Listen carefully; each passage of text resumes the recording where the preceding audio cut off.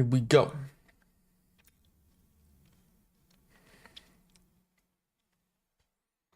I want to do it again.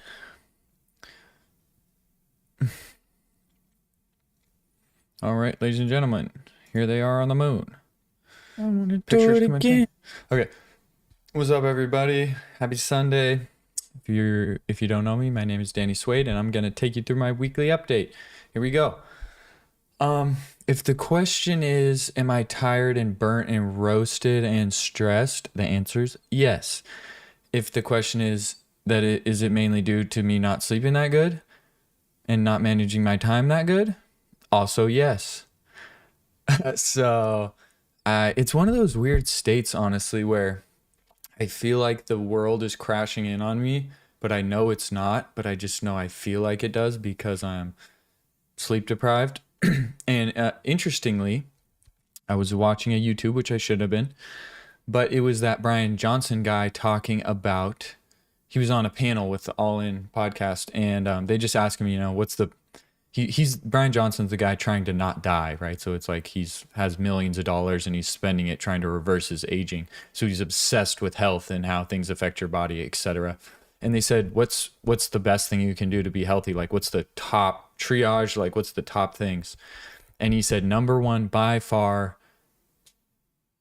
like far first, is sleep. And he's like, you just sleep has more of an effect on your health than pretty much anything else.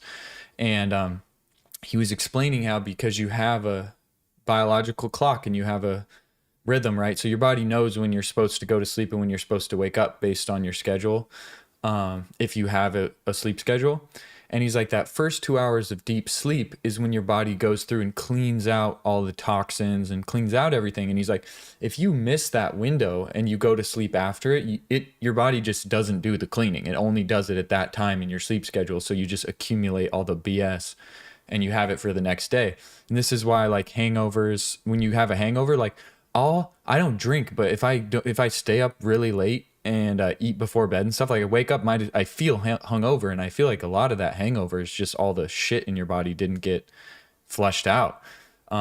So it makes a lot of sense that I'm kind of tripping balls and pretty stressed and stuff like that because my sleep has been bad. But we'll get it back and dialed, and at the end of the day, everything's good. I can't complain. So first thing I want to talk about this week is, it's been about a week since the earthquake, and I don't know if you can see in here. I don't want to mess up my camera too much, but there's cracks in the walls. Can you see? Yeah, there's literally all the walls have giant cracks in them. I can see the concrete in the hallways. And I moved back into the condo, and the thing is, I was really scared to do it, but apparently 4 or 5 independent engineering companies, including the people who built the building, and other companies have come to survey the building and the foundations and the structural integrity of the building, and every company said that it's completely fine. Don't worry. So people have moved back in. I'm back in. Even though I feel like maybe it's dumb and retarded, because, like, if you look at the damage in the building, it's insane. So I'm like, I don't know. And I'm not gonna lie, I'll get to this later, but basically I'm kind of scared. Like, I just have an ambient fear. Like, the door to my condo doesn't even close because the frame is cracked, right? So there's a padlock on the outside, and there's a kitchen door that I can lock when I sleep and stuff, but I have to lock a padlock when I leave. And there's a lot to it, because I had a place to stay that I could have stayed the rest of my trip. That was just a friend's friend out of town, and she said we could stay at her condo if we need. But I was getting a little antsy in there, and I don't like it not being my place. Like, and it was kind of small. The condo was nice, but I just felt like they said it was safe here, and I wanted to just move back in and have my own space again. So I did. But the thing is, this really interesting thing. So I'm going to show you this email my dad sent me after the earthquake. So he said, things to expect, traumatic experiences. Can't concentrate, jittery, triggers come easy. Remember, your limbic system records every fight or flight experience and remembers and brings them up when triggered. The only thing that changes the limbic system is experiences. That's a typo. Not books or articles. Change in eating and sleeping. These are all normal. Just takes time. And if you know these are the symptoms, or if you know these and other symptoms are normal, it takes the power of them away. Keep us posted on your plans. Miss you, Dad. So he works with people. He's like a state patrol chaplain, and he works with people who are have traumatic experiences a lot. So he knows a lot about all that stuff. But the thing is, I've definitely been having some weird experiences, like he's saying, and I do not say this at all for sympathy, because at the end of the day, it's totally fine. But it is interesting, because what I'll notice is, it's the thing that stuck out to me. He's like, your limbic system, when you go into fight or flight, it remembers the things about that time. And then if those things happen again, it triggers you, right? And so maybe that's common sense.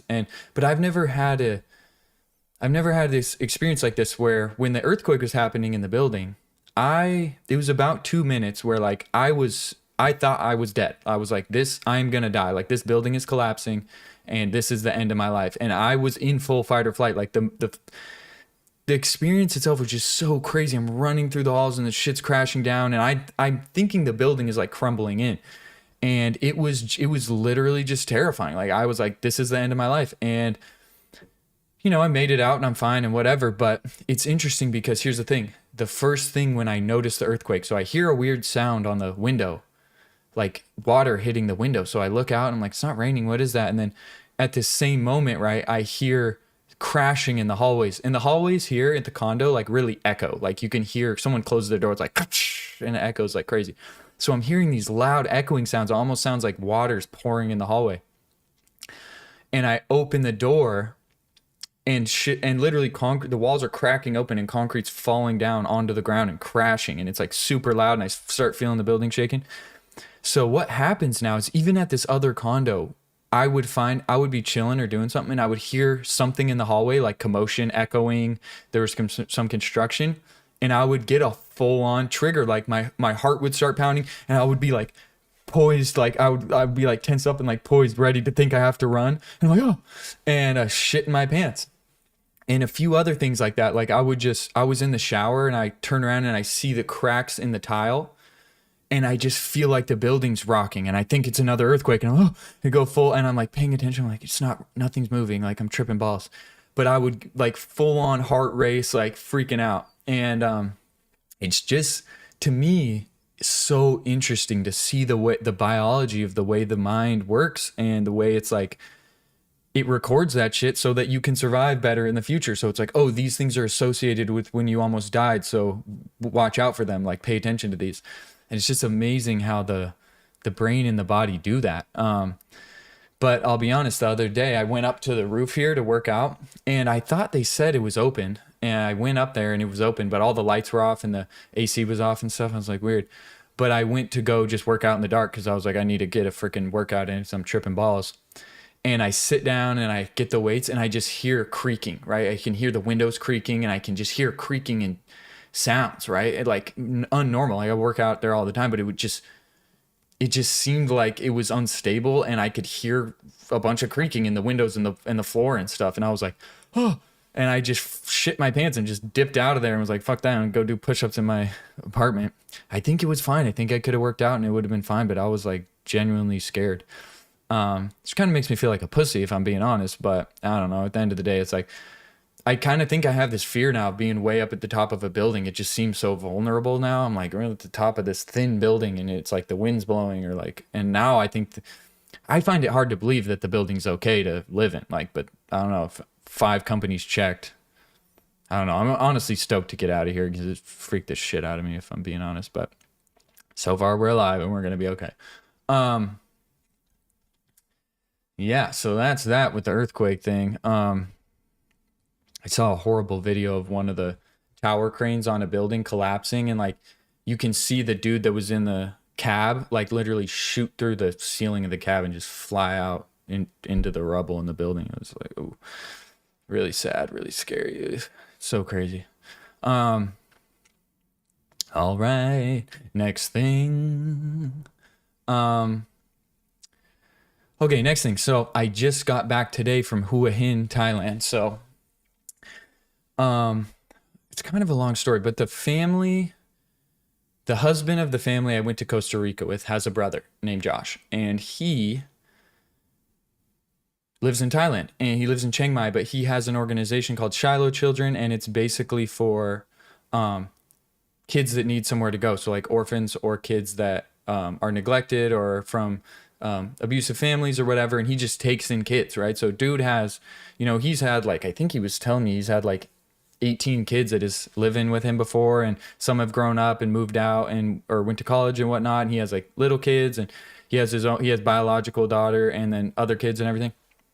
And it's his story's crazy, and what he's doing is crazy because, it's just, man, these kids' stories are sad, man. They just come from really, really shitty situations, and he just takes them in, and him and his wife just like take care of them, And so the thing is, his niece Salma, who I went to Costa Rica with her family, she was just up here teaching English and volunteering and teaching the kids English and stuff like that. So when she came to Bangkok to leave, we all got lunch, and I met Josh and his wife, and we hung out, and I just talked to him for a while, and we clicked. Like I get along with him really well, and we were talking about content creation and how he to him doing YouTube for the organization with the kids and everything.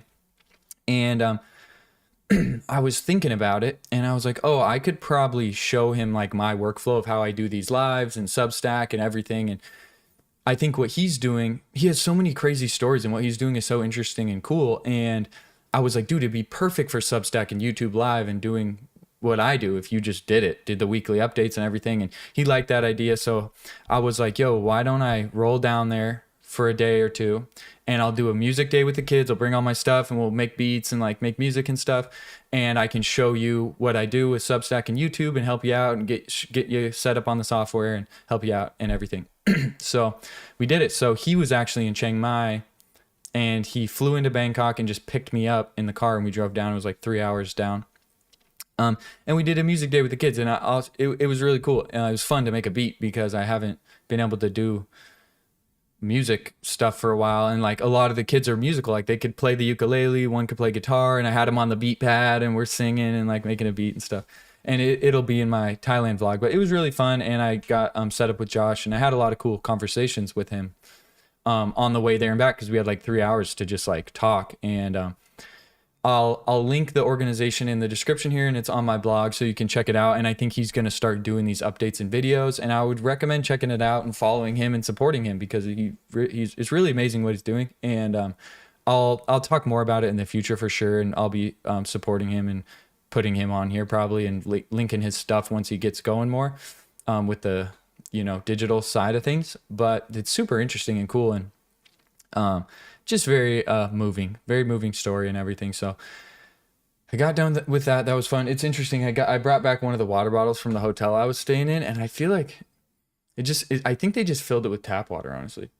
That's what it smells like. I took a drink and I was like, I don't know, but I stayed in a hotel there because I think they have 9 kids at the house right now, but his daughter has cystic fibrosis, and so when the air is really bad in Chiang Mai, they come down to Hua Hin to live because it fucks up her lungs, I guess. So, yeah, so that was that, and it was fun. It was just cool. I don't know, I liked it. Next thing I gotta say. But yeah, man, Josh's story is crazy. Like when I post his stuff, his links and stuff, like if you check it out or follow his updates, like the stories of his family and the kids that he has are insane. His personal story is crazy. Just crazy. So much wildness. Really interesting guy. He was telling me he sold or not sold, given away all his money and everything he had 3 times in his life, where he's a Christian dude. And he only told me about one of the stories, but really just gave away all his money and all his stuff and just asked God to take care of him. And he has so far. So it's just interesting, just very, very interesting dude. And interesting story. I just say everything's interesting. This is interesting all the time. So interested in everything. Anyways, next thing. Oh, this is crazy. So I had my first rehearsal with the Thai band. So we hired this band. I had Gig help me do everything, and we got a studio session where I'm going to record the video, and we just had a rehearsal. And so we pull up, and it's 5 band members. One speaks English, 50% maybe. And then they have a musical director and the manager too, right? So it's like all these Thai dudes show up. You got a keyboard, a bass, drums, guitar, and that's it. And then the musical director and whatever. And it was just crazy because we're getting all set up in there and sound checking, and I'm talking to them about everything and listening to stuff and whatever. But man, they're so kind and they're so respectful and they're so nice. And like the musical director's like standing there, and anytime I like take off my ukulele or need to unplug something, he's like helping me, and he's like, they're just like, the way they treated me was so good. And I think it's interesting. I don't think they've had interesting again. I don't think they've done something like this with a foreigner before. So they're like, after they're taking pictures with me, and like they were just really cool and nice and listened well, and were really wanted to do a good job. And it was just so fun. And like jamming with them was so fun because they're pretty talented dudes. Like they shred. So it was just fun to be able to, it was my first time like fronting music where I'm singing and playing ukulele and kind of, you know, dialing stuff with them and dialing the drum parts and like grooving out and like practicing. And it was just a freaking blast. And the thing is, the original version I made for us to all play, it's like very swung, has like a lot of swing feel. And they weren't really getting the swing, and they were kind of playing it a little like more straight. And I was trying to get them to swing it, but it's like they weren't really getting it. And so I think I might just play it a little more straight instead of swung. I don't know if I want to try to force it to be swung, but I think we're going to record everything first when I get there, and then do the video and just record my part live with the video, and then they'll all be pre-recorded. So I think I might go in with some stems that are more swung and have everyone track and record to those stems. I'm not really sure, but I'm getting shirts made for the song. I'm going to give everyone shirts. And the studio, the people that ran the studio were so nice and cool. And it was just fun. I'm just really excited. And it's a first for me. So it's cool to see it all coming together. I've been trying to make it happen for a while. So that's going to be going. I'm recording in like 3 days, I think. So I got to practice a bunch, but it'll be fun. It'll be interesting. Okay, we're going to switch here. There's nothing new for me this week, but we can do what I'm wondering about. Is it normal to feel phantom earthquakes after you've been in one? Let's see. Apparently it is. I almost guarantee you. Heightened sensory awareness, disrupted equilibrium. I think this is right after the earthquake. Neurological effects. Yeah, your nervous system can become oversensitive due to trauma. So it says it subsides over time, but that I'm definitely experiencing that. How old is Louis Vuitton, and is it the most valuable brand? It used to be the most valuable luxury brand, I think, but Apple is the most valuable brand, it turns out. But Louis Vuitton is freaking old, 171 years old, and it just got past luxury brand by Chanel, I guess, which is interesting. I wouldn't have guessed that. But the thing is, the story of Louis Vuitton is really interesting because I think his thing burnt down a couple times, his factory and everything, but he was making trunks, right? And back in those days, trunks had like a rounded top, right? Like a suitcase, like trunks when people travel, you know, they had a rounded top, you know, like it's almost like an old chest. Like when you think of a treasure chest or a chest, it's like they have this round top. It's like a box. And then he was really smart, and he decided, I'm going to make it flat on the top, flat top. And then you could stack them. Wow. So he started doing that, and I think he made really nice luggage and stuff, but that was revolutionary apparently. And then the Queen, at the time, I think the Queen of England, Queen of somewhere, wherever he was, France, I don't know, wanted some. So then he made her like a bunch of custom ones, and then I think that's how it started getting associated with like the luxury, like high end thing, and it's just been going strong ever since that. But really interesting story if you look into it. Cool. I think it's very, very old company. There's not that many companies that are that old, I think. Let's go to the next thing. What I'm watching. This is crazy. Dating crisis. It's like the crisis of men, basically, because men are in society now roasted. Women are basically out earning men. And the problem is that men date across and down socioeconomically. So they date women as with as much money or success as them or less, and then women date across and up. So women generally aren't dating and marrying men that are lower than them on the socioeconomic ladder. It's not always like that, but it's mainly like that. So the problem now with, because women have come so far, getting the rights and getting in the workforce and doing everything, doing really well. And so it creates this problem because they're passing the men, and then they don't want any of the men because they're doing better than all the men. And then, men are just giving up, right? And so it's just creating this really interesting dynamic, and the specifics around it and the conversation around it is really interesting. Of what do we do? How do we fix this, etc. Because the problem is when you have a bunch of single disenfranchised young men, it's very, very bad for society. That's who commits crime. That's who dudes are killing themselves like crazy. And so it's just really bad for society when men are giving up and just in general, when people aren't getting married and having kids and making families, this society won't survive. Like, you need to have families and kids for society to thrive.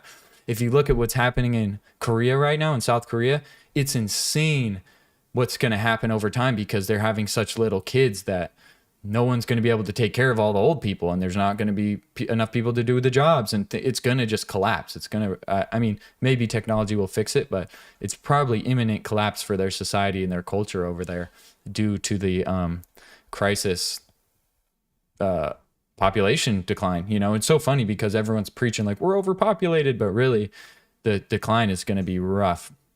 If you look into it, it's not good.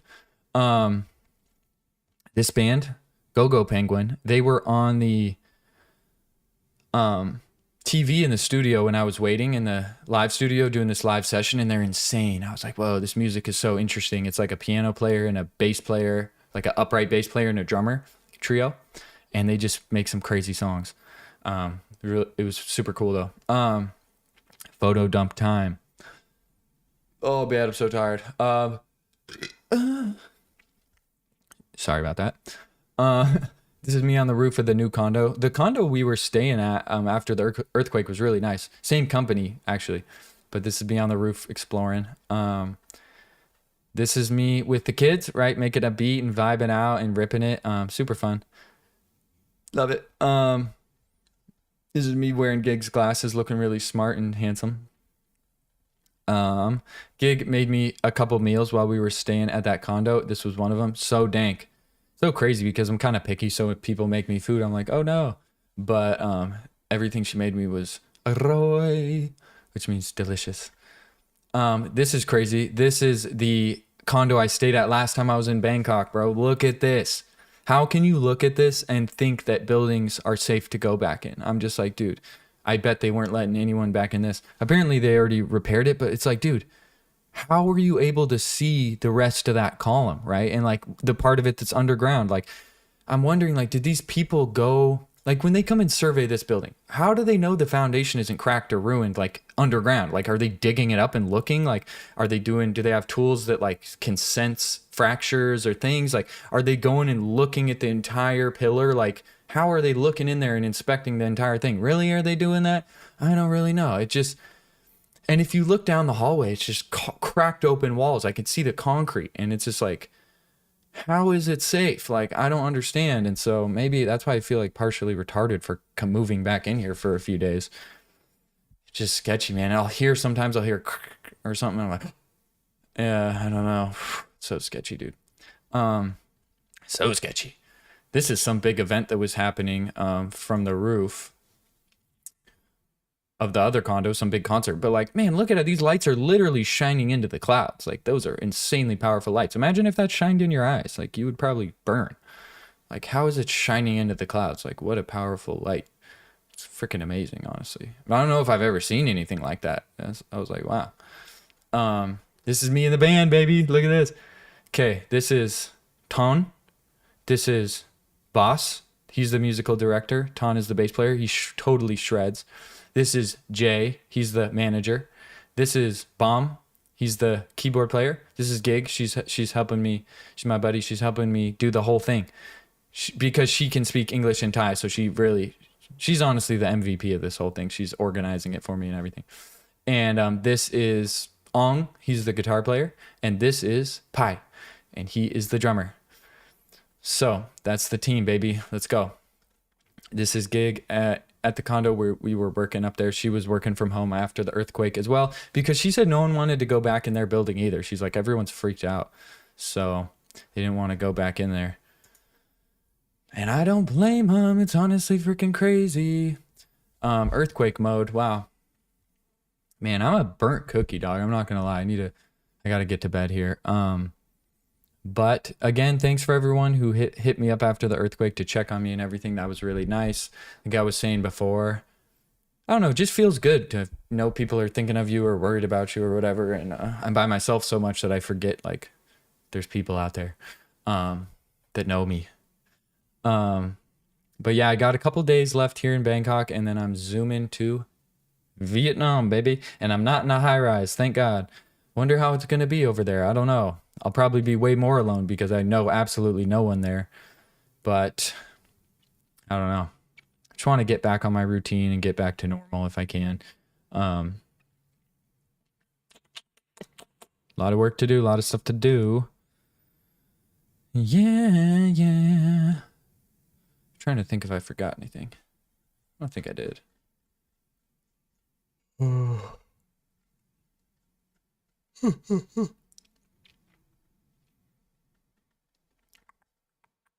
I think that's it. Thanks for watching. We'll see you next week. Got a lot of cool things in the books and in the works. So make sure to like and subscribe. I'll tell you about the other things I do real quick. My 4 things, which is my shop, which I'll have a new shirt with my new song coming soon. My store. And this YouTube.